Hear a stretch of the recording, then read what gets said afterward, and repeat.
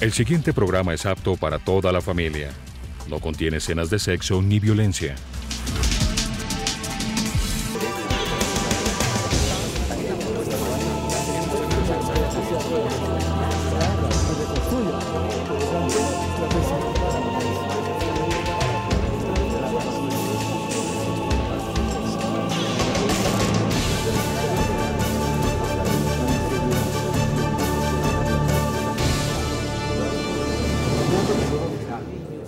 La educación prohibida es un documental argentino que ha circulado por salas de cine y ampliamente por YouTube. Su misión es cuestionar la educación del encierro en salones, disciplinas inflexibles, repetición de datos, negación del estudiante como protagonista del aprendizaje. Para los profesores e investigadores que participan en este audiovisual, la educación está más pensada para crear sujetos para un sistema que los necesita ignorantes, con bajo desarrollo intelectual, poca capacidad de participación política y limitada solidaridad social.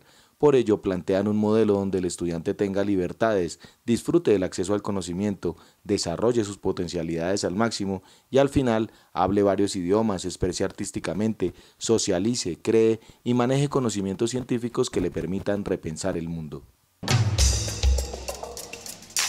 De alguna manera sí hay una educación limitada, y eso hace que no haya un desarrollo avanzado en el país y que no progresemos. Es una educación pésima, la educación colombiana. Lo que enseñan realmente no sirve, que todo se consigue espero con la práctica. La educación aquí en Colombia es muy discriminatoria porque si tú tienes para pagar una carrera universitaria, eso implica que uno tenga unos recursos bastante altos para poder acceder a ella. Uno sale preparado pero con conceptos muy básicos, no es una educación que uno pueda desarrollar al máximo su nivel intelectual.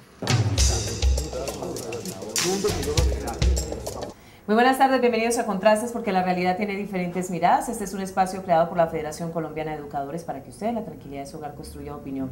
Hoy nuestro tema gira alrededor de un documental que nos encontramos por casualidad en YouTube, titulado La Educación Prohibida, y termina este documental luego de 2 horas de compartir y contrastar diferentes experiencias de maestros y expertos pedagogos a nivel mundial, llamando a este documental como La Educación Prohibida. Una oportunidad para reflexionar sobre el papel de la escuela, del maestro, cuáles son las condiciones reales que se deben gestar al interior de las instituciones educativas para que se potencialicen las habilidades de los niños, para pensar en prioridad y de manera exclusiva en los niños, en su conocimiento y en su desarrollo. Para hablar sobre este tema están con nosotros 2 invitados muy especiales. Ella es la doctora Vicky Colbert, ella es directora de la Fundación Escuela Nueva y Volvamos a la Gente, también es coautora del modelo de Escuela Nueva. Mil gracias por acompañarnos este mediodía. Muchísimo gusto, Mayra. Y nos acompaña el profesor Luis Gruber Ibarra, él es secretario de Asuntos Científicos y Pedagógicos de la Federación Colombiana de Educadores. Mil gracias también por acompañarnos. Buenas tardes, gracias, Mayra. La invitación en primera instancia es para que vean el documental, porque es un punto de partida muy interesante para reflexionar sobre el papel verdadero que debe tener la escuela y el maestro, sobre todo en un sistema educativo como el nuestro que se encuentra colapsado, y tenemos que empezar a pensar alternativas para fortalecer y potencializar, como ya lo dije, las habilidades de los niños, que son prioridad a la hora de la educación y el conocimiento de nuestros pequeños. Este documental nos invita a repensar la escuela. ¿Qué tanto ha cambiado la escuela? ¿Qué tanto las circunstancias en nuestro país han hecho que continuemos con una escuela tradicional que coarta las posibilidades de los niños, que los homogeniza, que no los permita ser libres y sobre todo, como lo dice el documental, ser felices? Pues algo interesante es que si se pone uno a pensar, todo está cambiando tan rápidamente y la información está cambiando tan rápidamente, y lo que no ha cambiado es la manera de aprender. Entonces, si uno mira hace más de 100 años, pues grandes educadores, pedagogos han venido planteando la filosofía, esto no es nuevo en la filosofía de la educación, que el aprendizaje es centrado en el niño, que es un aprendizaje activo, participativo, que no todo el mundo aprende lo mismo a la misma hora, al mismo tiempo. Hoy en día el constructivismo social nos ha mostrado que, que estamos pasando de una época de transmisión de información a construcción social de conocimiento y comprensión. Entonces eso implica que el conocimiento se da a través del diálogo y la interacción y se construye. Y eso obviamente lleva a plantear un nuevo rol del docente, un docente que no gaste tiempo transmitiendo información y dando instrucciones rutinarias, sino que es un líder, un gerente, un orientador, alguien que facilita, que orienta, que es un líder que transforma vidas. Entonces creo que es muy interesante porque nos está acercando más al verdadero rol del docente y a un concepto de educación que los filósofos de la educación lo plantearon hace 100 años. Lo que pasa es que mucha de esta filosofía llega a los colegios de élite, pero no llega a nuestras escuelas públicas, sí, a las más invisibles, que por cierto fue donde comenzó inicialmente Escuela Nueva. Pero ¿cómo hacer que el maestro tenga todas esas posibilidades, tenga todos los elementos a su alcance para que esa educación soñada, que yo estoy segura está en la cabeza de todos los maestros, de quienes sueñan una educación diferente, la tienen en la cabeza, pero es que ellos se han convertido en funcionarios, porque quienes construyen todos los modelos educativos o construyen el sistema educativo, muy pocas veces se han enfrentado a un grupo. Entonces es muy fácil construir la teoría, pero en la práctica contextualizar, eso es otra historia. Entonces traspasar o cambiar esa brecha es muy difícil para el maestro. Omaira, bueno, lo primero que hay que ubicar es que la escuela, desde los organismos estatales, si no se ve como la escuela y simplemente se sacan cifras para hablar en términos económicos de lo que hay que hacer con ella, terminan viendo la rentabilidad de cuántos niños debe tener un maestro y no cuántos maestros deben atender un grupo. Pero además de eso, el maestro que tiene que pensar la pedagogía hoy tiene unos insumos necesarios que requiere y esos tienen unos costos. Por eso las condiciones dignas de la escuela, las condiciones dignas de la vida del maestro, producen de una u otra manera resultados de calidad. Pero es tan deprimida la relación del maestro y como el gobierno asume el papel de la escuela, que nosotros, a pesar de las limitaciones, FECODE sí piensa que podemos hacer alternativas en el proceso de enseñanza-aprendizaje. Por eso nuestro PEPA, nuestro Proyecto Educativo Pedagógico Alternativo, en las limitaciones que tienen los maestros de Colombia, en las limitaciones geográficas, de recursos, de conocimiento, las limitaciones incluso del conflicto social que vive el maestro, a pesar de eso, pensamos producir alternativas que conduzcan a una educación de calidad que merece el pueblo. Pero es que lo triste es decir que los maestros antes, en las condiciones en que están, pues pueden hacer cosas. Creo que esa no es la filosofía, creo que hay que construir los escenarios para que ellos mismos desarrollen y a través de sus contextos, de los estudiantes que arriban a esos escenarios, puedan desarrollar una educación contextualizada de acuerdo a las necesidades, no en una educación que los homogenice, sino que exploren esas posibilidades de la diferencia, que es la que enriquece el proceso. Y es que lo más interesante es que sí se ha hecho, y sí se puede, y se puede hacer dentro de lo público, y no hay que inventarse cosas raras, sí se puede con lo público, se puede con nuestros docentes, porque es que en el caso de Escuela Nueva, ha sido tan investigada internacionalmente por tanta gente, por tantos países que otros la han adaptado.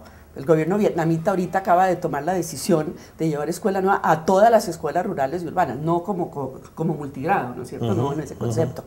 Porque sí se puede. Entre otras hay una tesis de la Escuela de Gobierno de Harvard mostrando cómo la Escuela Nueva de Colombia es de las pocas reformas donde los actores del cambio han sido los mismos maestros y los niños. Pero ¿quién más que el maestro? Entonces, lo importante es saber cómo acompañar al docente, cómo apoyarlo, no dejarlo solo, cómo apoyarlo realmente en los aspectos sustanciales, y se ha demostrado que sí. Por ejemplo, en el caso de Colombia, ¿cómo es posible que aquí nadie sabe? Porque las cosas buenas no se saben, ¿no? Entonces, yo le saco el libro de la Universidad de Londres, publicado por la Universidad de Londres, el impacto de Escuela Nueva en la interacción pacífica de los niños. Es decir, somos un modelo que promueve paz y convivencia, mucho más allá de lo que inicialmente fue en la escuelita rural unidocente, que era ver cómo se manejaba la heterogeneidad en el aula. Pero este fue caldo de cultivo.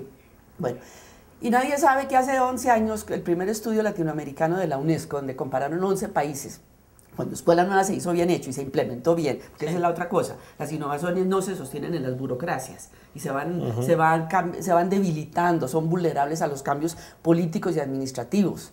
Por eso a nosotros nos tocó crear la fundación Escuela Nueva, volvamos a la gente, porque con docentes que hicimos esto, seguimos acompañando miles de docentes en Colombia y en otros países. Entonces, sí se puede, hay que apoyar al docente, se puede dentro de lo público. Y, por ejemplo, volviendo al tema de la UNESCO que me perdí en ese momento, fue el único país después de Cuba donde las escuelas rurales en Colombia sacaron mejores puntajes que las urbanas, excepto de las megaciudades. Que Planeación Nacional estudia que Escuela Nueva compensa limitaciones ocasionadas por bajo nivel socioeconómico, es decir, que un niño de estrato 1 con Escuela Nueva saca mejores puntajes que un niño de estrato más alto con un modelo convencional. Entonces, estamos mostrando que el tema de equidad y calidad son fundamentales y que sí se puede, que tenemos las soluciones, pero hay que hacerlas bien hechas. No, por supuesto, y es una alternativa que funciona. Una pausita y ya regresamos.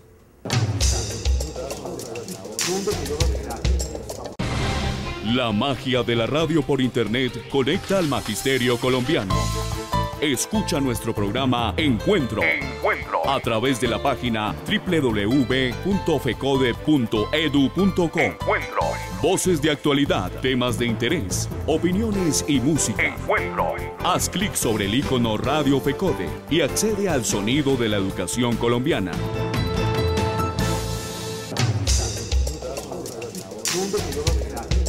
Estamos de regreso en Contrastes porque la realidad tiene diferentes miradas. Este mediodía abordando el tema de la educación soñada. ¿Qué es lo que queremos? Que la escuela imparta esa educación alternativa, que sea propositiva, pero sobre todo que se contextualice a las realidades de nuestros niños y nuestras niñas. Esto a propósito de un documental que se titula La educación prohibida. Profesor Luis Gruber, yo lo vi ahí con muchas ganas de complementar el testimonio de la doctora doctora. Vicky Colbert plantea cómo las experiencias visibles, exitosas, salen de la escuela pública. Pero también tú planteabas algo, Mayra, es que el padre de familia aspira a que la escuela produzca en su hijo el efecto para que mañana sea el buen ciudadano. Nosotros creemos que uno de los problemas que la escuela tiene que resolver es meterse en el contexto. Y cuando tú hablas de la homogenización, en la costa dicen que el currículo casi que petrifica a los niños. Y el niño en la costa tiene que bailar, tiene que jugar, tiene que cantar. Y el currículo como está diseñado no permite eso. Por eso, a pesar del currículo, los niños en la costa sí bailan, sí cantan, sí juegan. Y si en el país se tuvieran en cuenta los contextos, el éxito para la búsqueda de la felicidad sería posible. Entonces, cuando la doctora Vicky Colbert plantea las experiencias de escuela nueva, vista desde la creatividad, nosotros creemos que el éxito de las diversas escuelas tenemos que recogerlo para que se multiplique y sea referente para buscar el éxito en general de todas las escuelas, pero en el contexto, no diseñado desde las frías oficinas de Bogotá. Sí, es que ese es el lío. ¿Cómo hacer que la escuela responda precisamente a esas necesidades? Que el arte sea fundamental, porque ya está visto desde todos los puntos de vista que el arte, la cultura y demás permiten la exploración de los niños de una manera libertaria, abierta, clara, transparente. Ellos observan, participan de una manera diferente. ¿Cómo hacer que la escuela no segregue, que no sea discriminatoria, que el tema de las calificaciones no se dé? Porque es que es una cosa muy compleja. Entonces el que saca 5 es bueno, entonces los buenos los pongo aquí, los que van regular, los mediocres, entonces les ponemos etiqueta a todos los niños. Eso transforma la función social que debe tener la escuela en el concepto de alcanzar la felicidad. En Colombia, con tanta cultura, con tanta arte, se está perdiendo, es decir, no estamos aprovechando. Eso sí es, todo el mundo se preocupa es por lenguaje y matemáticas y que entiendan lo que lee, pero esa otra parte no. Resulta que en Nueva York, en este momento hay unas experiencias donde están mostrando cómo a través del arte se mejora la física, se mejora como la comprensión matemática. Ahí nos falta mucho por trabajar juntos y sobre eso, por ejemplo, la Fundación ha hecho un trabajo muy interesante de recuperar, no se dice recuperar la cultura, se dice revitalizar la cultura, porque está viva, ¿no? Entonces, hemos hecho de las 5 regiones del país todos los cuentos, juegos y rondas de las diferentes regiones, para poder hacer una propuesta cultural y pedagógica interesante. En eso estamos trabajando. Es el segundo tema. Sí. Y el tema, creo que el último fue diversidad. Pues es que precisamente esto fue la escuelita rural inicial donde comenzó Escuela Nueva, donde nació, donde lo iniciamos con maestros rurales colombianos, con el profesor Oscar Mogollón hace más de 30 años. Precisamente fue el caldo de cultivo para generar la innovación que hoy en día nos lleva a mostrar el manejo del pluralismo y la diversidad y la heterogeneidad en el aula. Y eso es de una riqueza extraordinaria. Y sí se puede y se puede hacer. Escuela Nueva generó el concepto de promoción flexible, que era que permitía que el niño avanzara a diferentes ritmos y terminaran sus unidades académicas a su ritmo, porque modularizamos todo. Entonces, eso le dio nacimiento a los famosos modelos flexibles que hoy en día habla el Estado colombiano. Introdujo ese concepto de flexibilidad, que es... no todo el mundo aprende lo mismo a la misma hora al mismo tiempo. Eso es muy importante, muy innovador, pero se requieren instrumentos de apoyo al docente. No solo darle las palabras, sino apoyarlo. Y sobre todo que volvamos al tema de la contextualización. Volvamos a la gente. Por eso es que nos llamamos así. Usted, profesor Luis Gruber, ha sido maestro, y maestro en zonas de difícil acceso, y ha tenido unos estudiantes complicados, lo que uno podría llamar complicados, porque infortunadamente han estado inmersos en el conflicto, que ese es un elemento que hay que incluir en nuestras escuelas, porque hoy ya no hablamos de niños no solamente por estratos, sino por niños que han estado en el conflicto, niños desplazados, niños con diferencia en su condición sexual, que pueden ser también su discapacidad cognitiva o física. O sea, tenemos una diversidad muy amplia que el maestro tiene que saber abordar. Tiene que ejecutar una metodología y una pedagogía que vaya de acuerdo a las necesidades de esos niños. Le estamos pidiendo mucho al maestro para que se adapte a esos contextos. Sí, yo lo que creo es que el gobierno hoy está instrumentalizando el proceso. Entonces el maestro lo ponen a llenar la ficha, lo ponen a llenar instrumentos, y no lo ponen a pensar la pedagogía, no lo ponen a pensar en el proceso, no lo ponen a pensar en los contenidos, no lo ponen a pensar en la ciencia, no lo ponen a pensar en la pedagogía. Entonces, nosotros creemos que si al maestro lo convertimos en un administrador, la posibilidad del éxito escolar se vuelve muy, pero muy esquivo a la escuela. La escuela tiene que repensar la pedagogía, repensar la ciencia, repensar los contenidos. Por eso nosotros hablamos de alternativa. Alternativa es a romper eso que no permite que la escuela logre el éxito escolar. Porque ningún padre de familia coloca a su hijo a la escuela para que no sea una persona exitosa. El propósito del padre cuando el hijo llegue a la escuela es que mañana sea el ciudadano exitoso que todos queremos. Sí. Y si no hay los procesos en la realidad del siglo XXI, en la realidad de la tecnología, del conocimiento, de la información, no es posible que sigamos pensando en la escuela como hace 100 años. Claro, claro. No es posible que la comunicación la mantengamos como se mantenía hace 20, 30 años. Entonces, esa realidad hoy nos obliga a que la escuela tiene que comprometerse en buscar unas alternativas para buscar el éxito escolar. Y sobre todo en ese tema del conflicto, que es una realidad. O sea, el maestro tiene que ver cómo lo resuelve. Si lo vemos en las capitales, pues la cosa es a otro término, pero vámonos a regiones apartadas donde el maestro tiene que ser el todero, no solamente es el que dicta la clase y demás, sino es el orientador, es el amigo, es el familiar para resolver problemas gravísimos. Pero yo, es decir, algo importantísimo es decir, nosotros hemos visto, pues aparte del estudio de la Universidad de Londres sobre el impacto de Escuela Nueva en la convivencia pacífica, a nosotros nos llegan de Irak en 2 semanas, una delegación de 18 iraquíes. Eso es muy interesante. Y estas cosas no se saben nunca en Colombia, las cosas buenas. Bueno, pero una de las cosas interesantes, nosotros adaptamos el modelo a niños desplazados, porque decíamos muchos vienen del campo, aquí a Cazucá, Soacha lo adaptamos. Y en menos de un año, adaptando la metodología escolar nueva al contexto de la situación de niños desplazados que requieren más amor, que vienen con las cicatrices de la violencia, creamos el programa Círculos de Aprendizaje, y entonces Escuela Nueva, Escuela Activa, y en menos de un año estos niños quedaron por encima del promedio nacional, el lenguaje y matemáticas, en menos de un año, y se recuperó la autoestima. Entonces, inmediatamente el gobierno dijo, lo quiero para todo el país, y se lo entregamos al Estado, ojalá lo estén haciendo bien hecho, ¿no?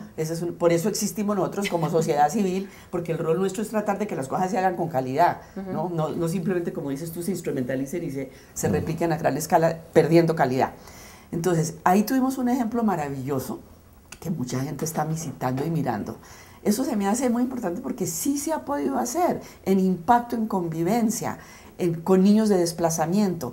Y ahí es donde vemos otra vez lo que Luis está diciendo, la importancia de que el rol del docente no tenga que ponerse a llenar 80.000 cosas, porque en los 70s queríamos convertirlos en sociólogos, yo soy socióloga originalmente, en los 90s en antropólogos, ¿no? Y ahora en administradores, porque la descentralización ahora los pone a tener que manejar cantidades de presupuestos, que nunca estudiaron una normal cómo hacer un presupuesto. No. Entonces, ¿a qué hora les queda tiempo para lo pedagógico? De hacer lo que tienen que hacer. Por eso nosotros decimos hay que recuperar el verdadero rol del docente, ¿no? Porque es un líder que transforma vidas. Entonces, esas son las dimensiones, que tenga más tiempo para liderar, orientar, facilitar, no transmitir información que ya viene en computadores. Por supuesto. Pues la voy a tener que interrumpir. Hacemos una pausita y ya regresamos. Perfecto. Radio Revista Encuentro. Encuentro. Programa institucional de FECODE. Encuentro. Sindicalismo, arte, cultura, actualidad, tecnología, pedagogía, educación. Encuentro. Las expresiones de vida con que se construye Colombia tienen un punto semanal de encuentro. Todos los sábados a las 7:30 de la mañana por Colmundo Radio.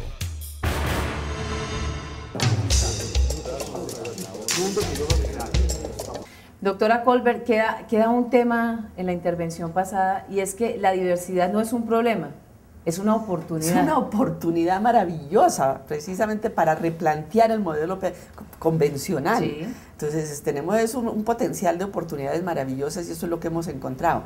Entonces, hay que verlo como una oportunidad. Pero segundo, quiero hablar de una palabra que es clave: empatía. Total. Hay una organización que se llama Shoca, de la cual yo soy parte, que apoya a emprendedores sociales, y que es precisamente empatía y que promueve cómo tener empatía en todo lo pedagógico, en todos los programas. Nosotros explícitamente hemos incorporado en todos nuestros diseños curriculares el tema de la empatía, que quiere decir ponerse en los zapatos del otro.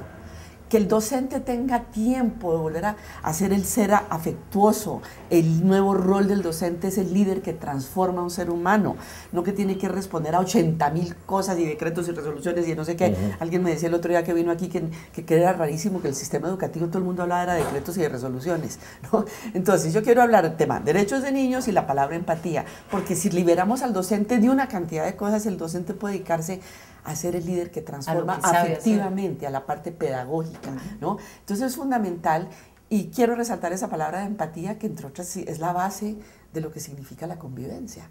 Y es que lo que yo insisto es que nosotros tenemos resultados probados para mostrar, que no se conocen en Colombia es otra cosa, pero es muy importante mostrar que sí, dentro de lo público, con nuestros docentes se hacen estos cambios. Pero lo conocen los niños, que son la prioridad, y ellos se han visto beneficiados con el programa. Claro, y son los actores del campo. Lo que nos importa es eso. Por supuesto. Pero ahí hay un elemento que es bueno que tengamos en cuenta. En medio de la realidad que vivimos, el maestro, que es la presencia del Estado donde nadie más llega. Totalmente, de acuerdo. Por eso nos parecemos a Dios, estamos en todas partes. Ese maestro que está en todas partes, el cariño que la gente pueda generar hacia el Estado, depende de lo que el maestro haga con él. Pero aquí también hay una cosa, no hay una reciprocidad del Estado hacia el maestro. Por eso FECODE, con nuestras limitaciones, el PEPA crea lo que llamamos nosotros círculos pedagógicos, o sea, cómo los maestros desde la escuela se reúnen para hablar de la pedagogía. Son nuestros microcentros, que nosotros nos tocó crear la red de docentes, microcentros, ahora lo queremos con Renueva, ¿no? Porque son ellos los que tienen que estar entre ellos ayudándose, pues porque si el Estado no llega, pues... Pero mire, tan cerca y tan lejos, propuestas que están caminando hacia lo mismo, pero cada una de manera aislada aplicándose. Es que con el Estado no ha sido posible ponernos de acuerdo en que aunamos esfuerzos. Entonces FECODE, desde su posibilidad, impulsa en los maestros iniciativas pedagógicas, los círculos pedagógicos. El PEPA es en la realidad nuestro compromiso con la escuela, con los niños, no con el Estado simplemente, con los niños, con la sociedad. Nuestra experiencia se funda un poco en lo que hizo Paulo Freire. Esa experiencia de los círculos pedagógicos es la manera como los maestros se encuentren, no para hablar nada más de los problemas, para hablar de la pedagogía, para hablar de los niños, para hablar del aprendizaje, del conocimiento, pero también para hablar del contexto. Entonces, y ahí también los maestros van a hablar de sus problemas, van a hablar de su propia realidad. Por eso para nosotros, el diseño que estamos haciendo de un módulo para que cada maestro mire cómo ayuda a diseñar contextualmente su currículo, y cómo recoge lo exitoso, pero también cómo recoge dónde ha tenido dificultades para ver cómo cruzar más fácil esas barreras que ha tenido. Con nuestro PEPA nosotros creemos que vamos a hacer un aporte, o estamos haciendo un aporte al movimiento pedagógico para reimpulsarlo.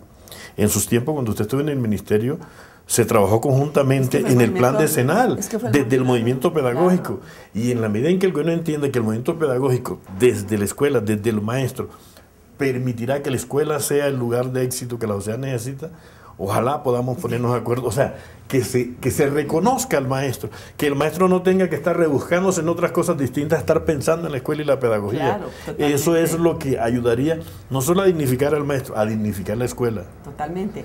Es que los microcentros de escuela nueva o los círculos de docentes precisamente se dieron porque pues eran entre ellos que tenían que sostener esto, porque si nadie más llegaba a ayudarlos. Entonces los reuníamos una vez al mes.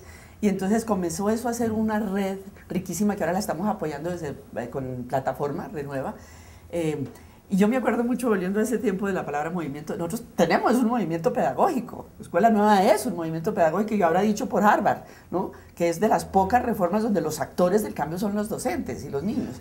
Pero volviendo a esa época, cuando nace la palabra movimiento pedagógico, que estaba Rodrigo Escobar Navia de ministro, y yo estaba de viceministra, precisamente él decía, hombre, aquí viene todo el mundo a hablarme que esto, que ¿cuándo vamos a hablar de educación? ¿Cuándo vamos a hablar de pedagogía? Y ahí nació el concepto de movimiento pedagógico. Pues ojalá ¿no? hoy se volviera ese pensamiento. ¿Cuándo vamos a hablar de pedagogía? Este año cumplimos 30 años de haber impulsado el movimiento pedagógico.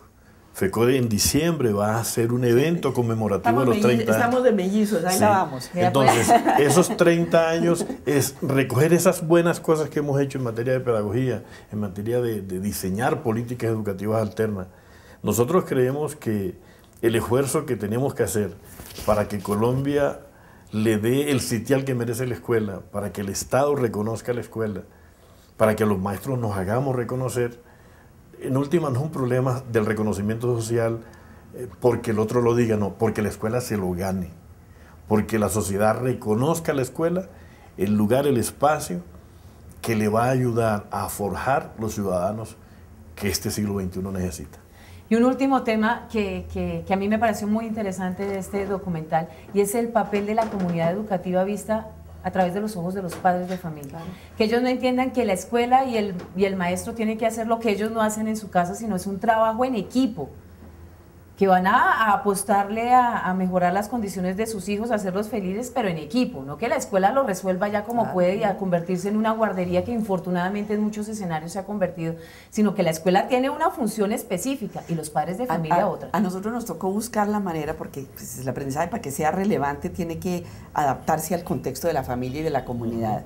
Y el niño se vuelve un agente de cambio social con su familia. Pero nos tocó ingeniarnos cómo incorporar a los padres en el proceso de aprendizaje, a través de nuestras guías de aprendizaje, por una razón. Porque los padres, sobre todo de bajos recursos económicos, tampoco pueden estar 80 veces en citas y en reuniones en las escuelas, porque el día que van a la reunión no comen. Sí, claro. Pueda que de clase media para arriba sí, pero de bajos recursos económicos no. Entonces nos tocó ingeniarnos formas estratégicas, inteligentes, replicables, para que el padre pudiera participar en el proceso. Entonces todo eso lo incorpora el modelo de escuela nueva cuando se aplica bien, no a pedazos. Sí, entonces eso es muy importante. Y pues tenemos las evidencias científicas detrás de todo esto, es decir, no en vano nos llegan en una semana 20 iraquíes, saber cómo se construye la paz, cómo Colombia lo está haciendo. Aquí no se habla de eso, ¿no? Es que infortunadamente eso sucede, ¿no? Tenemos muchos maestros a nivel nacional en las diferentes regiones del territorio haciendo su trabajo, calladitos, ahí. Nadie sabe qué hacen. Nosotros los llevamos a que los vean a ellos. Ellos son los actores. Ellos deberían ser noticia todos los días y a cada instante. Exacto. La importancia de hacer bisagras con la sociedad civil, no que nos vean como competencia, sino articulación con la sociedad civil, porque eso es importantísimo. Llegar a acuerdos y sobre todo ahora que estamos hablando de procesos de negociación de paz, es así como se construye la paz a través de la educación. Claro. Mil gracias nuevamente por acompañarnos, nos reencontramos el próximo domingo. Recuerden, de 12 a 12:30 del mediodía por el canal 1 en Contrastes, porque la realidad tiene diferentes miradas. Buenas tardes.